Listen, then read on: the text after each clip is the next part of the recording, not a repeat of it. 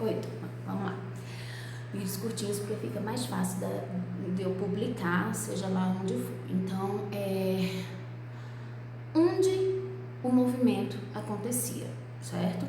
Ele acontecia em 3 lugares: Paris, Alemanha e sim, Estados Unidos, tá?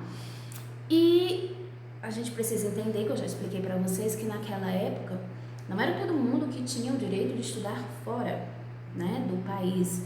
Naturalmente, para estudar fora tinham que ser pessoas que tinham uma condição financeira, né, de razoável a tranquila, né? Então, por aí já dá para a gente contextualizar um pouquinho quem era que estava comandando essa questão da Semana da Arte Moderna, né, que a gente chama de Semana do dia 22. E entre eles a gente tinha Oswald de Andrade, certo? E que eu vou começar falando logo dele, porque assim, Oswald de Andrade, ele vai ter uma certa relação com o cubismo, certo? Porque o que era o cubismo? Eu acredito que vocês já estudaram isso muito com o professor de artes, professor Marcelo, mas o que era o cubismo? O cubismo, ele era uma, como é que eu vou dizer? Formas geométricas, né? Pedaços, era a fragmentação do olhar, certo? Do meu olhar, do seu olhar, mas de diferentes olhares, como se fossem diferentes ângulos, tá? E por que a gente vai associar o cubismo a Oswald de Andrade? Porque Oswald, ele foi totalmente influenciado por esse cubismo, tanto que na obra dele, deixa eu ler aqui, Memórias Sentimentais de João Miramar, né? Que é uma obra muito difícil de ler, certo? Não é tão simples de se ler. E é porque ela é uma obra fragmentada, né? Se você tiver a oportunidade de ler, que é bom você ler e perceber essa característica que eu estou falando dentro da obra, você vai ver que você precisa de muita concentração, você precisa entender todo um contexto anterior, até de que maneira foi escrita essa obra, para você conseguir compreender o objetivo dessas fragmentações que Oswald de Andrade quis colocar, certo? A gente tem Picasso, né? Que é o mais conhecido. E no Brasil a gente tem Tarsila do Amaral, certo? Que foi influenciada, sim, pelo cubismo. E aí depois a gente pode até tratar um pouquinho mais à parte este assunto, né? Outra pessoa muito importante no cubismo, né? Ela não é brasileira, foi Gertrude Stein, acho que é assim. Ela era colecionadora, né?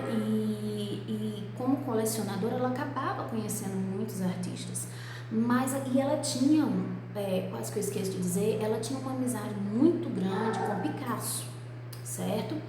E então, naturalmente, ela foi influenciada também pelo cubismo, né, através do seu melhor amigo, que era Picasso. Inclusive, ela tem obras, né, poemas que são totalmente cubistas, que é interessante, é importante que você analise também essa obra dela, a biografia dela, certo? Depois disso, a gente vem com o futurismo e Mário de Andrade. Tá vendo que a gente está tentando fazer um comparativo, não é? Por quê? Mário de Andrade, ele era mais voltado para tecnologia, para o urbano, para a cidade. E sendo assim, né, naturalmente, ele ia retratar isso nas obras dele. Então, ele retratava muito São Paulo, né? A cidade, a capital, as tecnologias, a velocidade com que ela vinha, né, se dimensionando, né? E ele mostra esse futurismo como uma realidade boa, mas aí o futurismo, esse movimento futurista, ele tinha outros, lógico, outras pessoas adeptas, né, a esse movimento. E um deles era Marinetti, tá? Marinetti, que ele era um italiano, muito importante, né? Ele, infelizmente, vamos dizer assim, infelizmente, ele veio a se associar com o fascismo, né? Aí vamos imaginar, a gente tem uma sociedade no Brasil altamente conservadora, altamente tradicional, né? Dona do domínio, dona do poder do que era a arte, né? E aí você traz isso para o Brasil, né? Esse movimento, um desses movimentos, né? E ele é altamente associado ao fascismo por causa de Marinetti. Marinetti, ele tinha uma linguagem muito persuasiva, porque ele era publicitário, né? E só que ele era radical, né? Ele era publicitário, mas ele era radical, tanto que ele era radical que, assim, ele queria que se destruíssem os museus, as artes, tudo que as outras escolas literárias trouxeram, né, para a sociedade, de tão radical que ele era. Mas aí, como ele se associou com o fascismo, e isso foi sendo espalhado, né, acabou tendo uma má interpretação do futurismo, porque o futurismo ele não tem nada a ver com fascismo. Marinetti que se envolve com o fascismo, certo? Tenham isso bem na mente de vocês.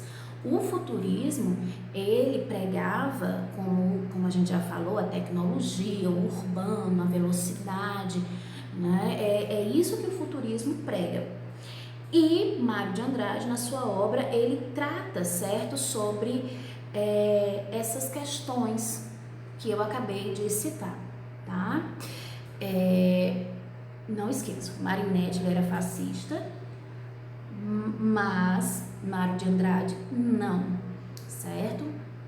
O futurismo era uma proposta muito boa, muito interessante, mas infelizmente com a associação de Marinetti e uma sociedade conservadora, isso vai trazer mais na frente, que eu vou explicar para vocês alguns inconvenientes.